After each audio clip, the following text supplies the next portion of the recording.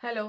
आज हम कुछ ऐसी धारणाएँ, कुछ ऐसे मिथ्स को हम डिस्कस करेंगे, जो कि बहुत ही खतरनाक होती है पूरे परिवार के लिए, बच्चों के और आपके दोनों के इमोशनल इंटेलिजेंस के लिए और इन जनरल फैमिली की वेल-बीइंग के लिए भी। तो उसमें सबसे जो पहला पॉइंट है, वो है कि बच्चे जो होते हैं, वो पेरेंट्स का खराब जो रिलेशन है, उसको ठीक कर देते हैं। अब इससे ज़्यादा खतरनाक और इससे ज़्यादा जिसको कहते हैं ना डेट्रिमेंटल कोई एडवाइस नहीं होगी, कोई मिथ नहीं होगा क्योंकि ये अपने आप में एक बहुत ही बड़ा डिसीजन है, बहुत बड़ी रिस्पॉन्सिबिलिटी है। इतनी बड़ी रिस्पॉन्सिबिलिटी जो कि शायद आप पहले समझ भी नहीं पाते हैं। तो वो इस जानना बहुत ज़रूरी है पहले और उसको समझना बहुत ज़रूरी है कि ये कितनी बड़ी ज़िम्मेदारी है और उसके लिए जो पार्टनर है आपका, पेरेंटिंग पार्टनर, उसके साथ आपका रिश्ता होना बहुत ज़रूरी है। तो इसको आप ना बिज़नेस एक डील की तरह समझिए। मान लीजिए आप कोई बहुत बड़ी अमाउंट किसी बिज़नेस डील में लगा रहे हो और आपका पार्टनर के साथ आपका रिश्ता अच्छा नहीं है, बिज़नेस पार्टनर के साथ, तो क्या आप उसके साथ वो डील करेंगे? नहीं करेंगे ना। यहाँ पे तो पूरी ज़िंदगी दाँव पे लगी है, तो क्या आप ऐसा डिसीज़न कुछ लेंगे? नहीं लेंगे। देखिए, क्या है ना कि अगर कोई प्रॉब्लम है रिश्तों में, तो पहले उसको सॉर्ट आउट कीजिए, उसको पूरा आप उसको रूट लेवल तक आप उसको समझिए और उसको पूरी तरह से सॉर्ट आउट करने के बाद में आप डिसीज़न लीजिए कि आगे आपको क्या करना है और उसके बाद में आप डेफ़िनेटली पेरेंट बन सकते हैं। क्योंकि अगर कोई अनसेटल्ड एनवायरनमेंट में जब बच्चा पैदा होगा, तो उसका भावनात्मक विकास नहीं हो सकता। क्योंकि फैमिली का एनवायरनमेंट बहुत इम्पोर्टेंट है। पेरेंट्स का एक दूसरे से जो रिश्ता है वो बहुत इम्पोर्टेंट है। वो सबसे ज़्यादा उसका इन्फ्लुएंस होता है बच्चों के ऊपर। तो अगर नेगेटिव एनवायरनमेंट में अगर बच्चा पल बढ़ रहा होगा तो उसका इमोशनल इंटेलिजेंस और इन जनरल डेवलपमेंट अच्छा नहीं होगा और उसके हित में भी नहीं होगा, तो हम तो ऐसा नहीं चाहेंगे, है ना? तो पहले अपने रिश्तों को आप सुधारिए, अपने आप पे काम कीजिए, रिश्तों पे काम कीजिए और फिर आप आगे अपना डिसीजन लीजिए। सो नंबर 2 इसमें सीरीज़ में ये है कि पेरेंटिंग जो है उसको सीखने की ज़रूरत नहीं है, वो नेचुरली आ जाती है। ये बात कुछ हद तक सही है, लेकिन यहाँ पे हमें ये देखना होगा कि जो हमारी इंस्टिंक्ट्स जो होती हैं, पैरेंटल इंस्टिंक्ट्स, हाँ, वो नेचुरल होती हैं और हम उस पे ट्रस्ट भी कर सकते हैं और हम उसको यूज़ भी कर सकते हैं। लेकिन जो स्किल्स होती हैं, वो हमें सीखनी होती हैं। और मैं तो यही कहूँगी कि इस स्किल को हम जितना भी सीखें उतना कम है। मैं इतने सालों से मैं सीख रही हूँ, लेकिन मैं डेफ़िनेटली ये शेयर करूँगी कि मैं आज भी रोज़ कुछ न कुछ नया सीखती ज़रूर हूँ और मैं इतना ज़्यादा उस पे रिसर्च भी करती हूँ और मुझे इतने नए-नए पॉइंट्स मिलते हैं जो मुझे पता भी नहीं था जो एग्ज़िस्ट करते हैं।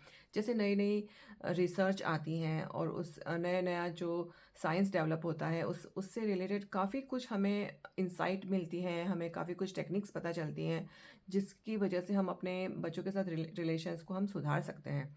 तो ये एक स्किल है, डेफ़िनेटली आपका इंस्टिंक्ट उसमें डेफ़िनेटली काम आएगा नेचुरल पेरेंटिंग में, लेकिन स्किल्स को भी सीखना बहुत ज़रूरी है, क्योंकि जैसे ज़माना बदलता है, वैसे रिक्वायरमेंट्स भी चेंज हो जाती हैं। और जैसे रिक्वायरमेंट्स चेंज होती हैं वैसे हमें अपने स्किल्स को भी चेंज करना पड़ता है। इसीलिए न्यू एज पेरेंटिंग के लिए न्यू एज नॉलेज को एक्वायर करना भी बहुत ही इम्पोर्टेंट है। सो ज़रूर सीखिएगा और कंटिन्यूअस लर्निंग के लिए अपने आप को कमिट कर दीजिए। एक बात और है कि हम ना ऐसा सोचते हैं कि पेरेंटिंग यानी थोड़े सालों तक ही चलने वाला है, लेकिन आप याद रखिएगा, जिस दिन बच्चे पैदा होते हैं उस दिन से लेके एटलीस्ट 2 डेकेड, एटलीस्ट 20 साल तक आपको पेरेंटिंग करनी ही होगी और उसके बाद में भी जब वो एडल्ट हो जाएँगे तो भी ये सिलसिला ख़त्म नहीं होने वाला है। ये सिलसिला चलता ही रहेगा until you know we are all there. So ये तो बहुत ही इम्पोर्टेंट है ये समझना कि पेरेंटिंग कभी भी ख़त्म नहीं होगी और ये एक बहुत ही बड़ा रिस्पॉन्सिबिलिटी भी है और एक बहुत ही बड़ा डिसीजंस भी है। तो उस हिसाब से आप अपने आप को इक्विप ज़रूर कीजिएगा।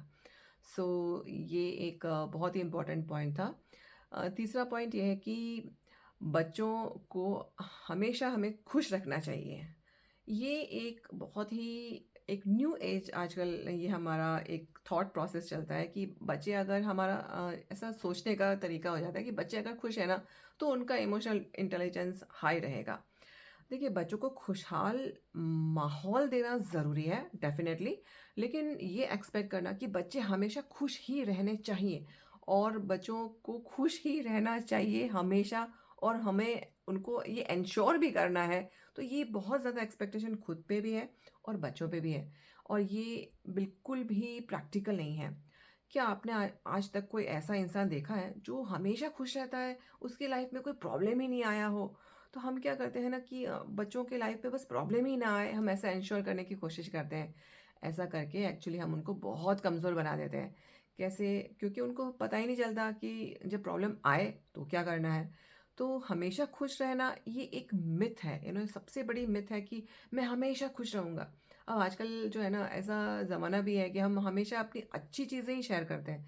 या तो ऑनलाइन प्लेटफ़ॉर्म्स हों या किसी भी उसमें आजकल का एक ट्रेंड हो गया है कि हमेशा हर चीज़ का बेस्ट चीज़ ही दिखाना है, अपनी कमज़ोरियाँ, कमियाँ कुछ नहीं दिखाना, हमेशा खुश ही दिखना है और दिखाना है।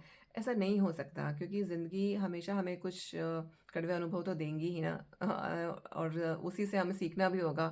तो यही चीज़ हमें अपने बच्चों को भी सिखानी होगी।